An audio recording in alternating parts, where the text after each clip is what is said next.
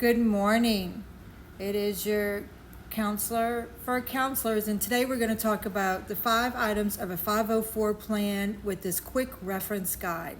I put together these quick reference guides to go along with the actual videos that are already posted in my on my TikTok account.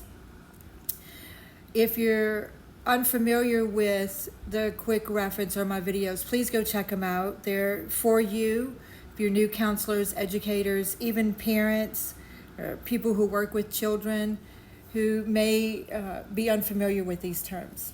So feel free to go and check them out. Today, the top 5 items of a 504 plan. So if you don't know what a 504 plan is, it's a legal document to provide accommodations and support for students with disabilities so they can access the same educational opportunities as their peers.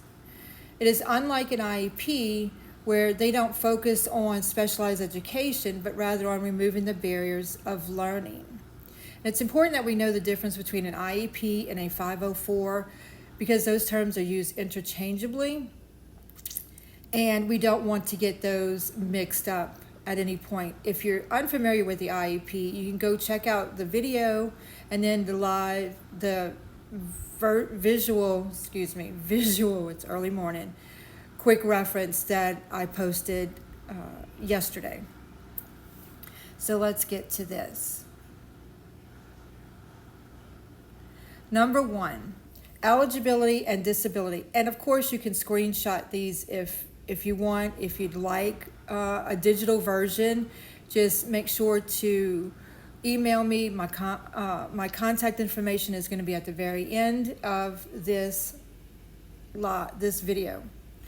Number 1, eligibility and disability. A student would have a disability that significantly impacts one or more major life activities. So this is different than an IEP, where this is affecting a major life activity. So it could be their learning, it could be their ability to walk, or their ability to speak, but who doesn't need specialized education services, and that would be the SPED education umbrella, where an IEP would be required.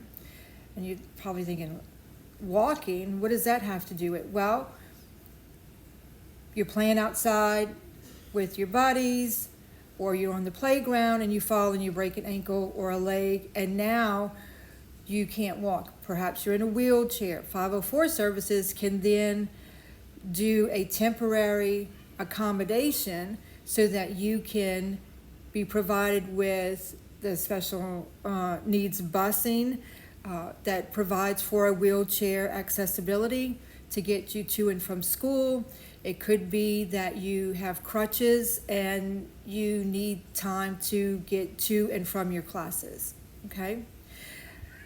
A student with ADHD would qualify under a 504 plan as an OHI, other health impairment, and it would help to assist them in managing focus, as well as organization in the classroom.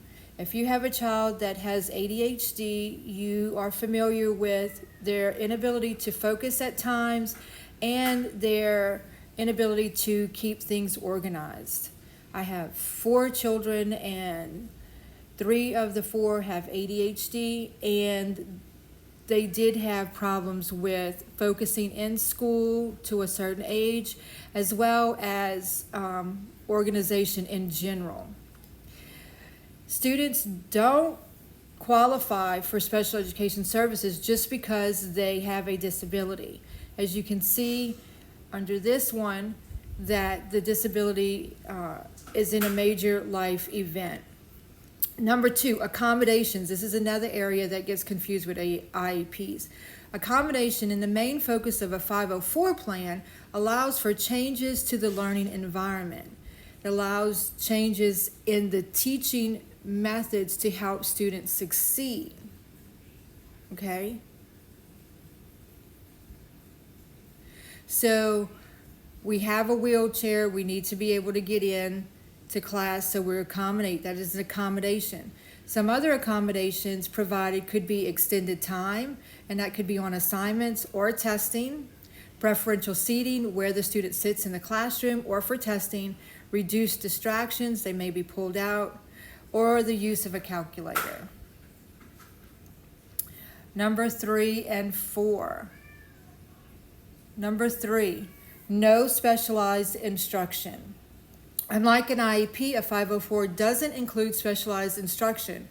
It adjusts just how the student participates in the general education classroom. So we don't need resource rooms, we don't need IEP goals, and I'll talk about all of that in the other quick reference guide posted yesterday. A student with visual impairment, for example, may need larger print materials while remaining in a general education classroom. That student who requires large print may have glasses that they're wearing and then just need larger print. They don't need an IEP or IEP goals or special education services to have that provided. 504 plans can do that for them.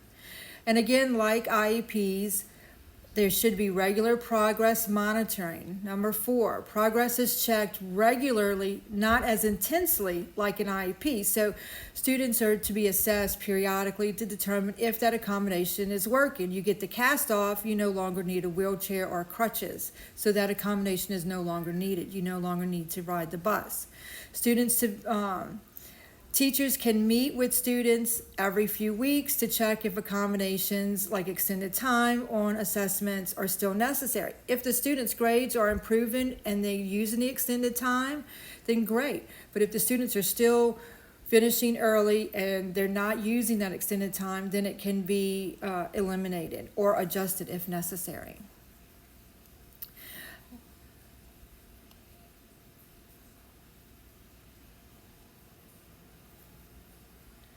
In short, number 5, 504 plans focus on ensuring equal access to learning through accommodation.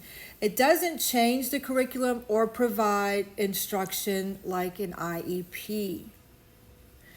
Again, if you have questions about the IEP plans, go back, look for the quick reference guide on IEP, and it'll provide you with more detailed information. If you like these quick reference guides and you'd like them in hand, on the right hand side, it has all of my links as well as my email address. Drop me an email. Let me know you'd like the quick reference guide digital version. I can send it out to you.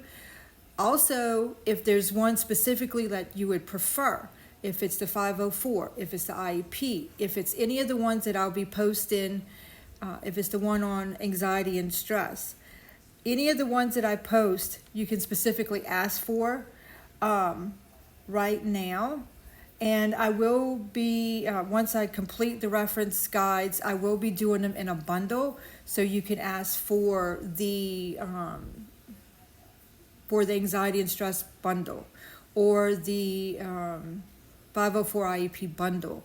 And it'll have more than just 1 or 2 of the quick reference guides in there that you can print out the digital versions. So I hope this information helps.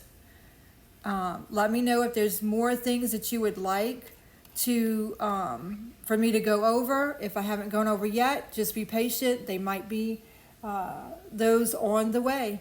Thank you so much. You have a great day.